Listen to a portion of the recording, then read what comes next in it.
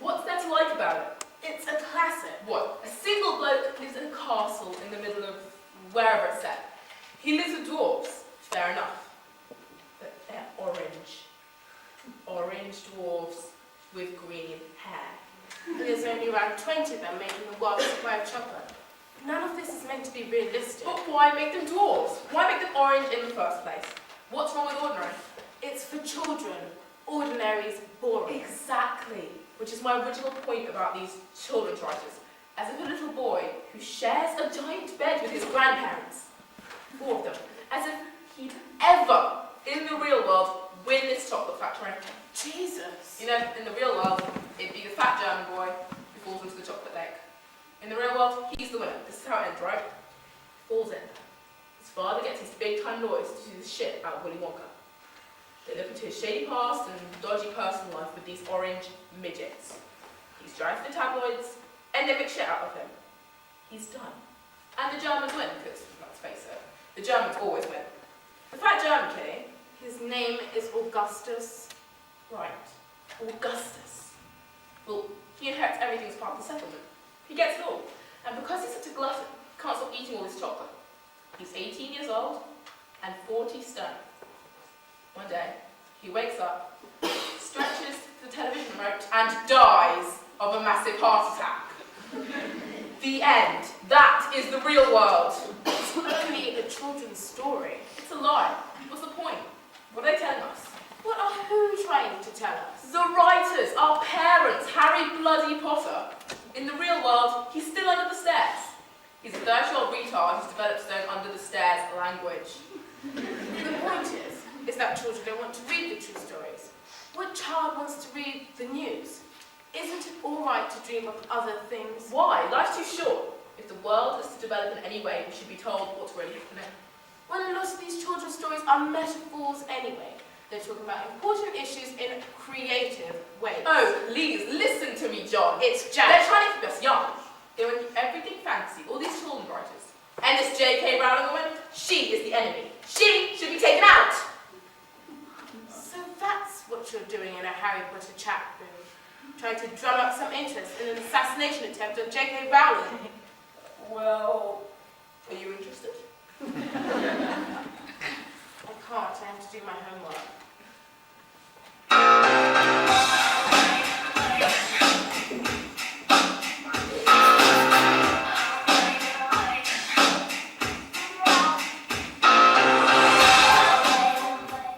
Well, I was younger then, and she just came on the scene, remember? Yeah, and the video with her in a school uniform and pigtails. Oh, she looked lovely. You wanted to be her, didn't you? She didn't have her tits done then. That was much later. But even there, they were decent size. But wasn't it a bit creepy? In hindsight. But that thing she was doing with her tongue, it was very sexual. Well, it's for the old boys. And the dads. She's sticking out her tongue. But it's subtle. Licking it in and out like a little parrot. Was a bit seedy. I remember seeing that video only last year. I was not seeing it for a while. And I have to say, I felt betrayed by Britney. You know how her songs and videos were all about that journey from girl to woman? Yeah. And it sort of felt good, didn't it? Like Britney was a part of your puberty. I remember having my first period and listening to I'm Not a Girl, Not Yet a Woman and thinking, that's Britney. My sentiments exactly. But when I saw the video to Hit Me Baby One More Time last year, and all that sexual stuff and just how cropped that crop top was, I got really angry over that betrayal. It's no longer Britney who's talking to us, it's some pervert record producer. Got this plan of turning every 8-year-old in the Western world into a tongue-flicking, crop top, belly button, pierced temptress! Don't you think a lot of young girls began to feel the way we did about her? Well, both of us did. And maybe that's why her career is dying a slow death. She lied to us.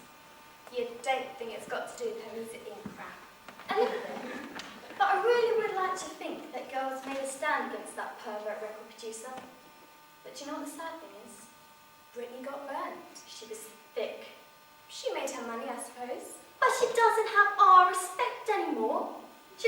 new nice houses, nice clothes, new breasts.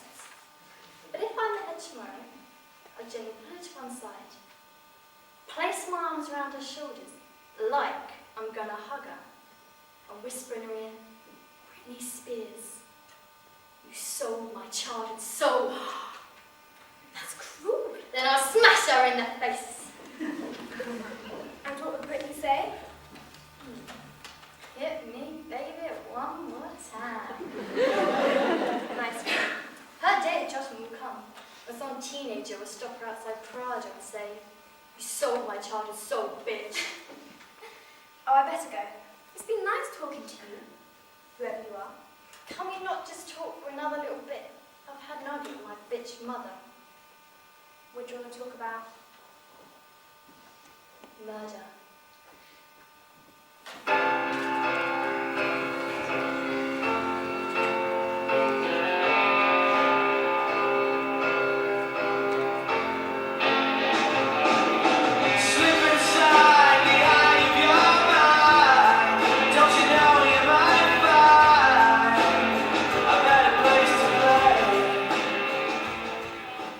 Are you sure you don't mind listening to this? That's what the rib's all about. If you have a problem, just tell me. Maybe I shouldn't even be in this place. I don't know whether it's that serious yet. It doesn't matter. I'm here at the other end, and I'm here listening to you, Jane. Don't be nervous. Right. Well, it's Easter time, and every year our church does this big passion play. My mother's very active in the church. She's the Virgin Mary, which should make you Jesus Christ. In the Passion, she's married. Right. And my whole family gets involved. I've got 3 other older brothers, and they're Roman soldiers. They're very big, not like me, and they look the part. Well, this year, my mother comes into my bedroom with her good news. She's building it up like she's going to tell me that I'm going to get a stab at playing Mary Magdalene. Until she tells me. They want me to play John. Well, John's a great part. Maybe, but he's a boy. And in our parish, it's always the slightly lesy girls who play John. I'm straight. Right. I've got nothing against gays. I respect them. They're tough, they know their own mind, they stand out, and they don't care, you know? I respect them. But I'm not like that at all. I'm just a sap with no bottom who knows nothing. I'm not interesting enough to play the gay icon as St. John. Anyway, we do a few rehearsals with my mother as the Virgin Mary. And I've got to get all emotional when Jesus is dying on the cross. And he says to Mary, "Woman, behold your son," while looking over at me. And I'm supposed to break down at that point because I know Jesus is just about to croak it. But I'm getting very nervous because basically I'm a terrible actor and I'm all blocked up. Emotionally? Exactly. Right. So I tell my mother I want to drop out. I say it quiet so the others can't hear. She starts screaming at me and saying how typical it was, and did I have a backbone, and why was I such a coward, and why wasn't I more like my older brothers, all this shit. And then she says I'm like my dad. But what would I know? I hadn't seen my dad since I was 6. But she starts screaming at me. "You're just like your dad, Jane, walking out on me." I mean, I hated her just then. Why did she have to go and bring up my dad in front of all those people like that? Why? So the following night is the Passion proper, and I'm kneeling and looking up at Jesus. Oh, he's doing a great job dying on the cross. This guy called Barry Doyle. I actually saw him in a production before, and he was hilarious. But as Jesus Christ, he was even better. Well, obviously not in a hilarious way, but right. So Barry's lying to me, and my mum's coming up. And I'm still really furious with her from the night before. "Woman, behold your son," cries Barry. At the start, I didn't know whether it was his great delivery or just thinking about my mother being my mother. But I started to cry. I'm crying really hard. People are thinking this is great. I completely upstage Gary's crucifixion, and the whole night's suddenly all about St. John and whether he's going to be all right. Anyway, afterwards, I was looking over at my mother, and I realised why I was crying back then. I was crying because I know my mother doesn't like me. If I really remind her of the man she hates, the man who left us when I was 6, then maybe I should walk away too. But where to? Where do I go to? The rule in the room is we don't give advice. You just listen. Fine. So, what about you? You got anything you want to share? Nah, I just listen. No problems? Of course. But I prefer to listen to other people's. What do you get out of that? I'm not too sure. These are strange faces, aren't they? Like I said, I'm not even sure whether I should be here yet. Whether it's that serious. What do you think? As I said, the rule in the room is we don't give advice. Fine. Have you been to many suicide rooms? Yes. And do they help you? Who said I need to be helped? Can I know your real name? You can call me Laura. But is that your real name? Maybe. It doesn't matter. You just need to know that it's someone listening to you. That's enough, isn't it? I suppose. Will we talk about something else, Laura? I don't talk. I listen. You talk. Talk about what? Tell me about the day your father went missing.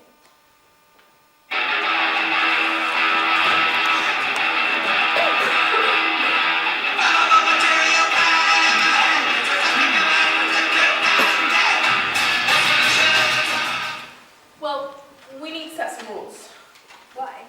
We don't use our real names, we don't say what schools we come from. It's enough we know we come from the same city. I mean, that's enough to tie us together. Just leave out the details. Keeps it impersonal. I'll use William. Are we Eva? I always use Jack. Emily. How do we know you're not middle-aged men trying to get off chatting up to teenage girls? How do we know you're not frustrated housewives trying to take advantage of two innocent altar boys? Are you altar boys? Are you desperate mammies? Okay. I was an altar boy. Oh my god. I quite liked it. How? Well, when you're 8, you have a very simple idea of life. And for a while, I really thought I was some sort of angel. I called myself an angel waiter. Angel waiter. And I had this image of the church being a restaurant/cafe for God to rest in. And it was my job, as an angel waiter, to serve him on his day off. I was only 8. That's very cute.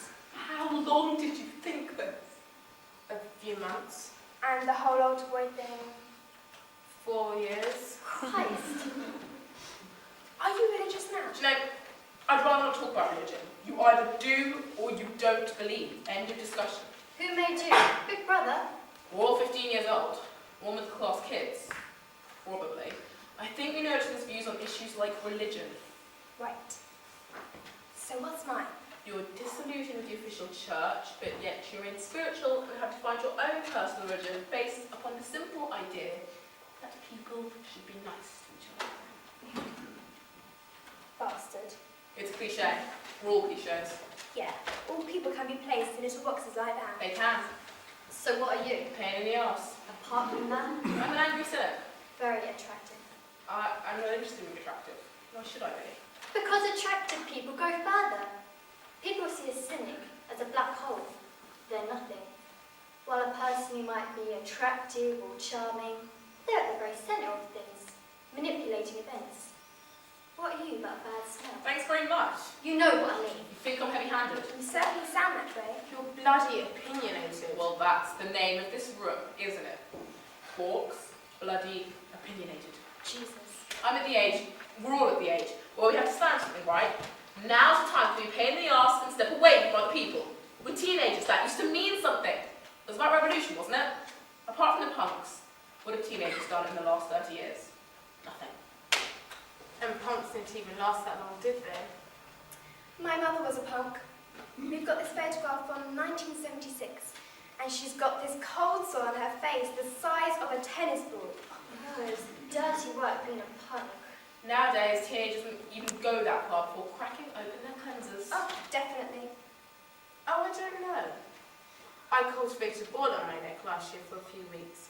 My mother took me to the doctor's, and I was gutted when he said he wouldn't nance it. God.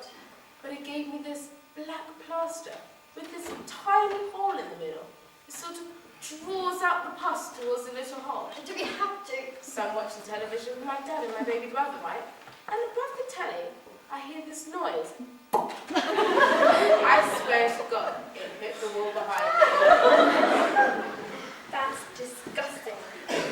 But it was a revolution. How? My body was revolting. But does anyone know what I mean? Yeah, I do. I went on an anti-war march, and for an hour or so, it felt really good and I felt empowered. But it was just so small. In the great big scheme of my life, it was just 1 hour saying I believed in something. It was so great to accomplish something important, to have a cause. William wants to assassinate J.K. Rowling. I was only joking. We spoke about it for an hour last week in the Harry Potter chat room. It's not her personally, it's the idea of her, what she stands for. And what's that? William reckons children's writers simplify everything to keep children simple. It's like the adults support these writers to write these pointless stories of fantasy, so that children have this cutesy warped idea of what life is really about. So J.K. Rowling is the High Priestess. She's the enemy. Not her, but the idea of her. If I can kill the idea of her without getting her hurt, I'll do it tomorrow. You're a lunatic. I just want to do something important. It's frustrating. Would you ever really kill anything? No. Any idiot can kill something. Where's the glory in that? I think William's just looking for a cause. He wants to make a big statement. Yeah, I want to make a big statement. Who doesn't?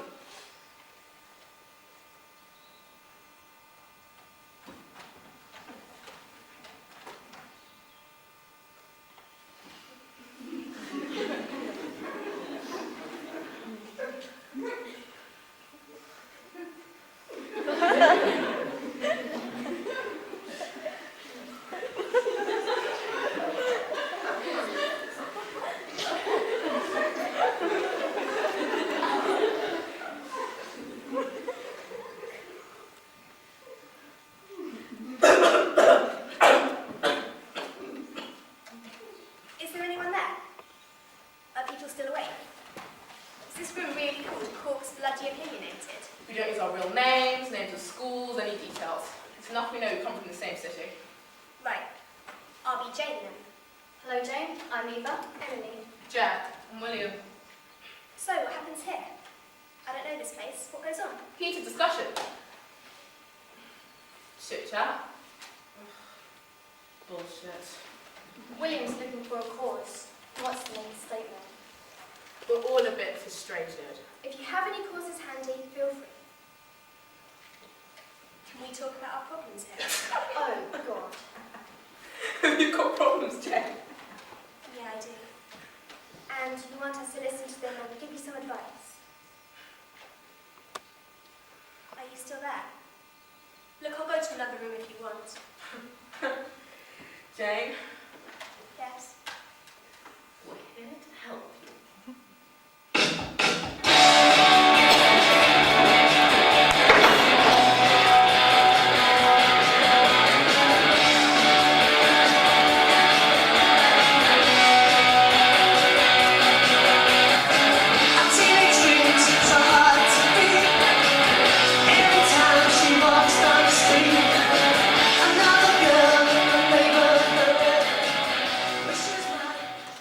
So, I've been bullied all the way through primary, now in secondary school. I'm small, so it goes with the territory. You expect it. But I have bigger worries. Deep worries that I can't really explain. And that's tricky. And just recently I've started to think, what's the point? What's the point in everything? But not in a moaning, teenagey way. Your depression isn't put on. No way. I'm not someone who keeps an altar to Kurt Cobain or anything like that. I actually can't stand Nirvana. I don't need their music to feed my depression. I can happily do it all by myself. Obviously not happily. Yeah, happily is the wrong word. But you know what I mean? What does depression feel like? It feels great. What do you think? No, I know it's crap. I just want to know what it feels like to Jane. Well, Jane, It's like the whole world has turned into soup. Everything has the consistency of soup. Your insides and your heart, they just sort of ache. And it's like you're clogged up with about 5 sliced pans of bread. It's exactly like that. Depression's like bread and soup. Shut up, Jack. I'm only repeating. Food comparison probably doesn't work. Schizophrenics often say they feel like a mixed salad. Do you have a boyfriend? Wait a second. We're here to give Jane some advice. I did have a boyfriend. And I don't now. I just wanted to know if you had anyone close to you. You don't have anyone in your family to talk to, so I thought maybe an understanding boyfriend would help you take Jesus, Emily, you've been listening to Jane for the last hour. You wouldn't ask that. She doesn't have our normal teenagey problems. She's different. Of course, she'd love a boyfriend, but that can't happen. Because she's dealing with just getting up in the morning and facing another one of her shitty days. I'm not that bad. Maybe think before you speak, Emily. Piss off. I expected more from you.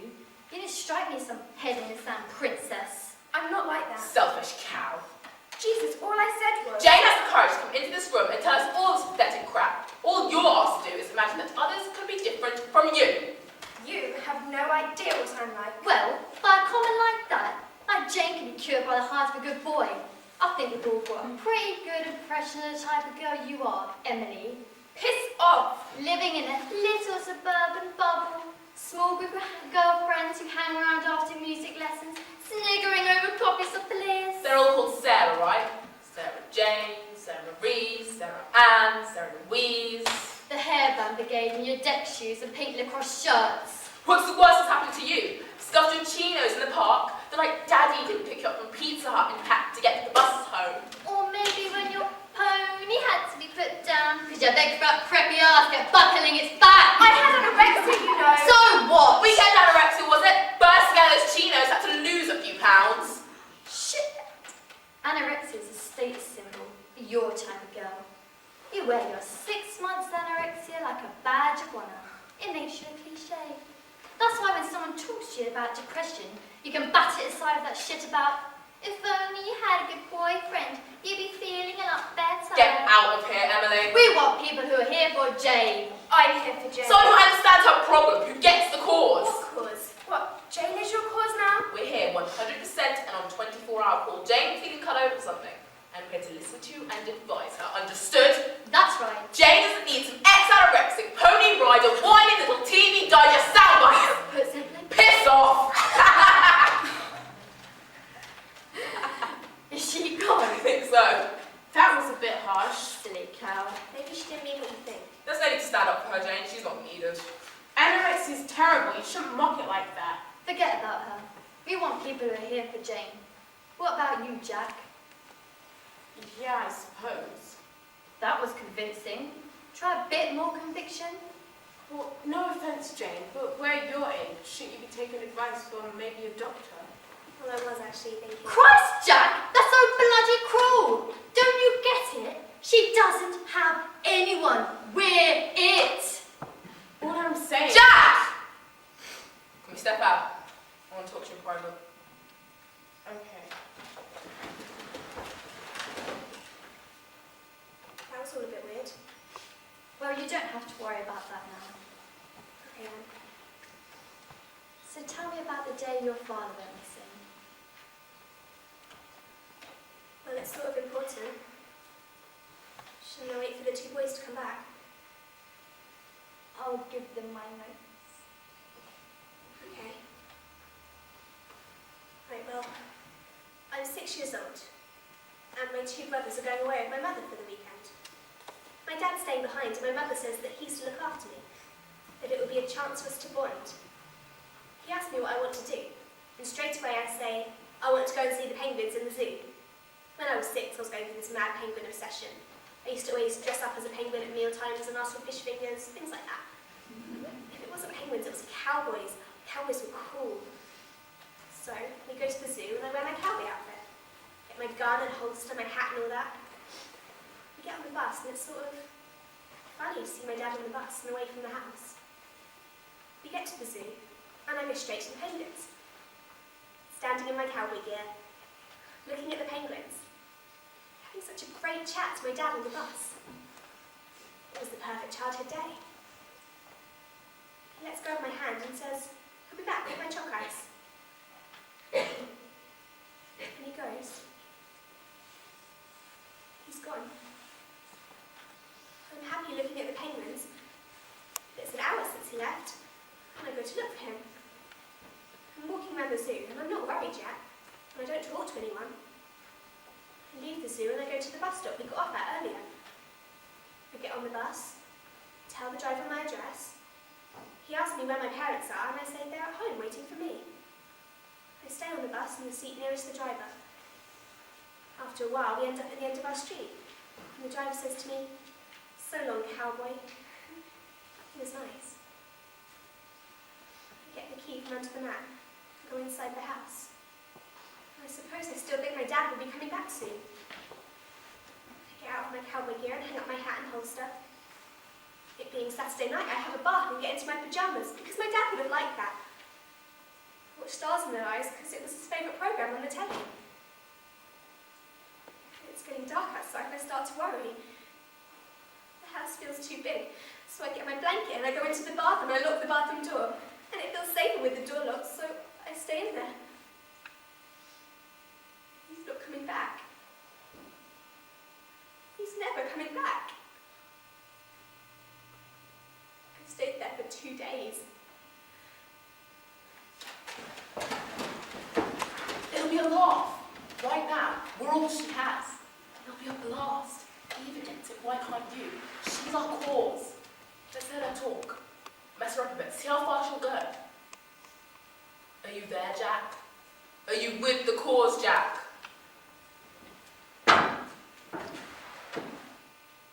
What next?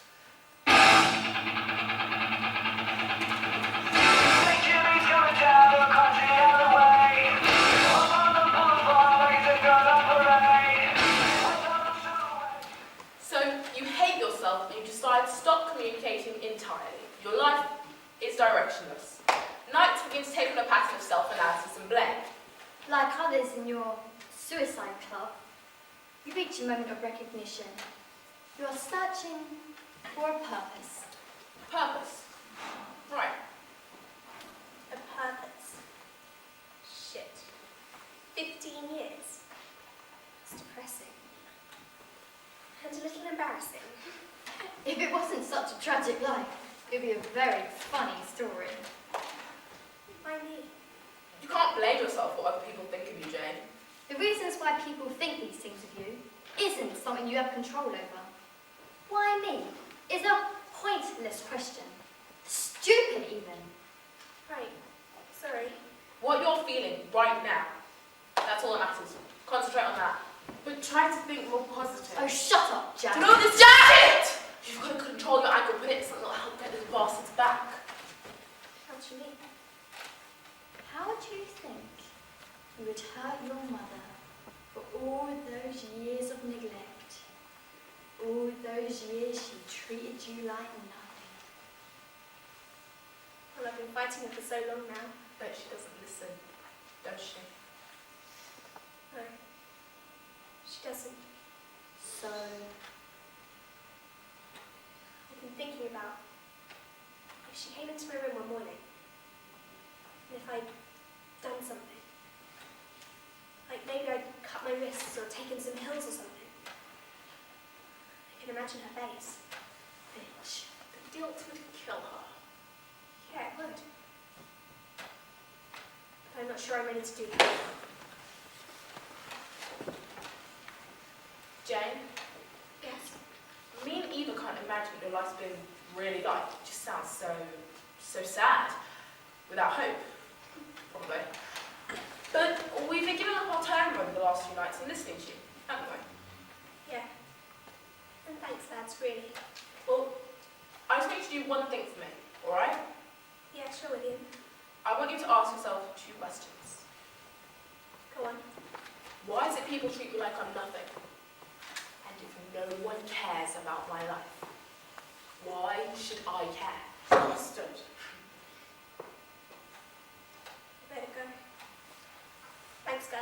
Sweet dreams. She's ours.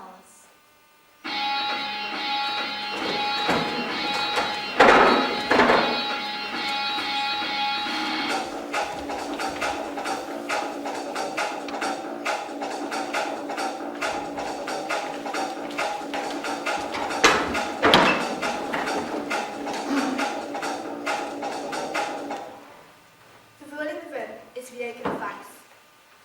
She spoke about you. She spoke about this place, and we just thought that you... I can't help her, so if you're not here for anything else, but she might listen to you.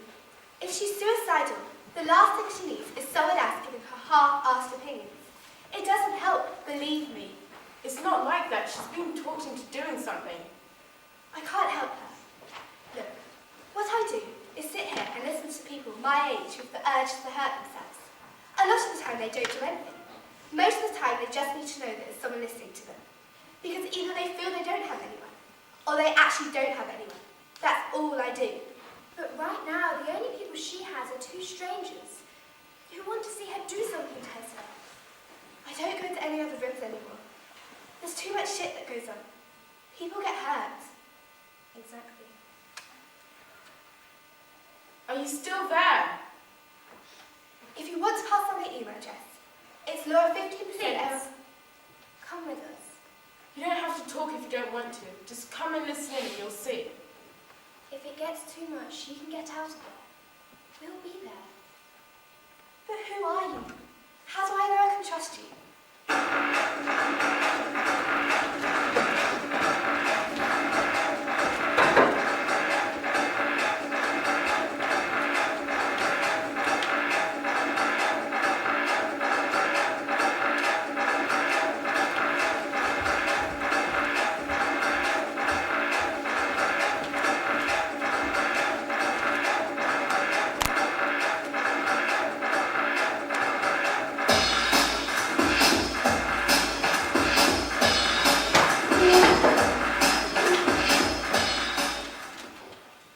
By 15, you realise the individual doesn't mean shit, and the average teenager is seen as the big, embarrassing joke. We just fold up neatly and place into a box marked the awkward years. But if you allow yourself to be summed up that simply, from 15 onwards, you will live the rest of your life through its different phases. Only a few brave souls make a statement. Teenagers like you, Jane. Like me. You've been neglected by your family and friends, so maybe your isolation represents perfectly the average teenager's plight. But maybe the more public you make it, the more of a statement you'd be making. Excellent idea. What do you mean? Imagine all those forgotten teenagers you'd be speaking for if you killed yourself publicly. Maybe that's your statement. You'd be a hero, a legend. Do it in public? I'm not too sure about that. Well, maybe show it on the internet then. Would it be easier in your bedroom? Yeah, I suppose. It sort of seems right that she remains alone. That people see her die like that. Well, it's stronger, isn't it? Definitely. Well, I'm usually alone anyway, so... And just recently I don't like being out in public places so much. It seems easier if I do it here. Can you get a little webcam to broadcast it? My brother Derek has one. Perfect. Of course, he'd kill me if he found me using it. We wouldn't want that, would we? So steals your thunder. Yeah. Jane, this is Laura. Who are you? She's coming with us. I've spoken with Jane before. We know each other. You're a friend of hers? Why exactly are you harassing her like that? We're here for Jane. Do you know what state she's in? I know she's not feeling well. What? She hasn't been feeling good about herself. She's lonely. She's suicidal. She's ready to take her own life. That's what you want. Why are you doing this? We're her friends. No, you're not. Well, we didn't abandon her like you two did. Jane came to us looking for advice, and we've been making things clear for her. Are you serious? Why don't you piss off? You're talking to her like there's no options. Like suicide is a romantic gesture. Like one 15-year-old's death to be held up by other 15-year-olds and celebrated for something. Or make a big statement for all those trapped average teenagers. Trapped by who? Trapped in what? Trapped by adults. To them, we're faceless. It's not about what others think about you. We're powerless. The power is knowing who you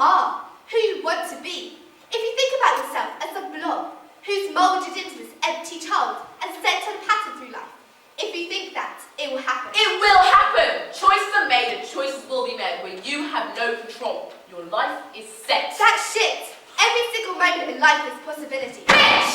The statement being made is yours, William. But what are you saying? That you're smart enough to take advantage of someone vulnerable and talk them into the corner where they implore themselves? Because Jane's faithless to you. It's easy when you don't have to see it, dear girl, and just imagine it like you read it in a book or something. It's easier than murder. But it's just like murder. In these rooms, words are power. And you're that bitch of all those words, haven't you? You tried to commit suicide, but couldn't do it, didn't you? Oh, piss off, William. You think I'm allowed Jane to be lectured by some whinging cat like you? Jane has real problems. This isn't some competition about who's the most sad here. And if you did need to know, you dick, I have tried to kill myself. I did slit my wrist. But I'm happy I'm alive. And some days are easier than others. But I like the struggle. And I'm ready for the struggle. I like it a lot more than being dead and stuck in the ground and watching over my family and friends who I've ripped apart. Stay alive and they can help me. There are always possibilities. You're one of those sad girls who hangs out in suicide chat rooms. Silent, dumb, soaking up the sad stories. Well, what statement are you making, bitch? Talk about a life of choice, love, happiness. But I bet you'd like nothing more than a world full of sad, morose 15-year-olds groaning on about their pathetic lives. Well, why not support those who want to kill themselves? They're like the front line, aren't they? Printed in the papers and shown on the telly, the public face while glued. Why not support those who want to do the brave thing? Do the decent thing. Just do it! Stop! 5 of us are from the same city. Tomorrow at 1 o'clock, I want you to be at the park. I want you to be there because I can't be in my bedroom anymore. Maybe I'll be quiet. I want you to see me do it. Jane, I'm still here for you to talk to. You know, I don't think I can listen to me talk anymore. There's only a few things left that I want to say now, Laura. Don't. Let's finish this.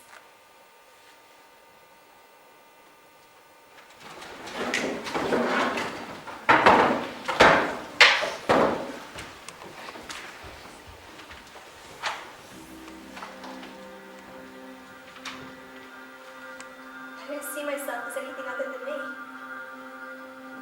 I don't think what I'm about to do is making a big statement, speaking out for millions of teenagers.